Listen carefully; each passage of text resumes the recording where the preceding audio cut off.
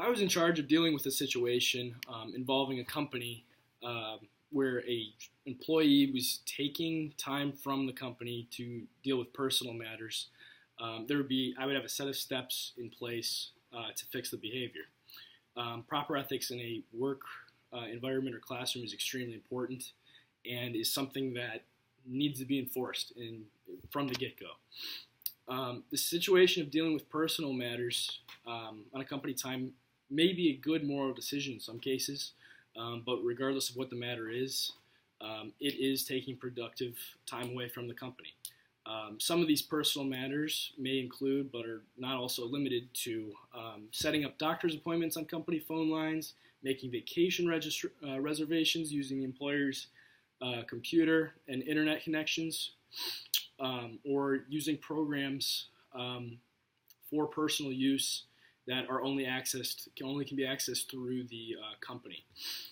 The problem with a situation like this one, using personal time, is that there is obviously a couple of cases where there can be a little bit of leeway, such as a child of an employee is sick. That would be something that would be okay.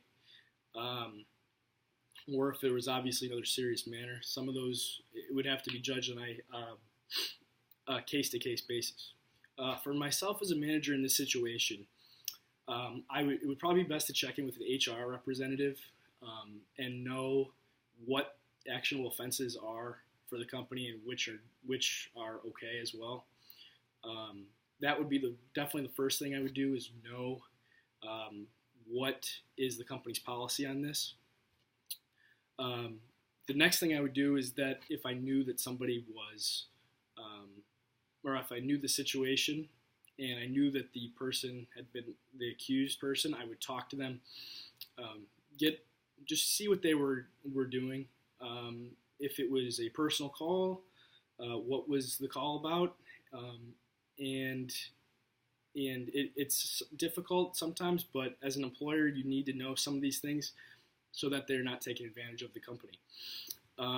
Obviously, I would trust most of these employees if I had hired them, because that's just the default action, is to trust the person, and hopefully they're telling you the truth.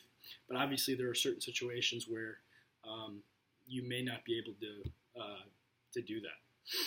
And then when I was 100% sure that the person had made an excuse or was caught red-handed doing something, I would have a set of rules in place based on a number of times that the person had been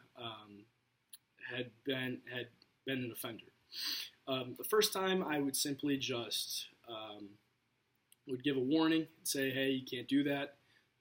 If it had become a semi-constant thing, I would write down notes to give to an HR representative or to keep for myself in a possible performance evaluation, where this would hurt their chances at a raise or a bonus or other benefits to them.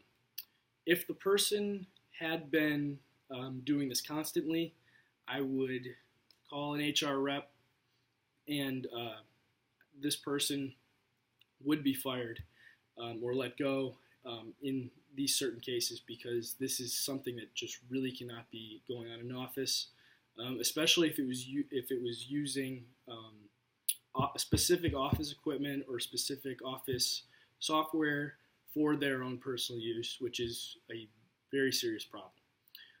I think it's also, though, important to not be overbearing with this, because it can be difficult on some of the workers. If I was a manager, I personally would have every hour or so of work, you get 10 minutes of free time, or break time, or personal time, or whatever you need, because not only is a lack of work, not only is stealing the company's time a cause for lack of efficiency, but also people that are being overworked or burned out in the office, that can lower office morale and also lead to lower efficiency for the office. It's a difficult trade-off, but it's something that a manager needs to do. And I think this is how I would handle this situation.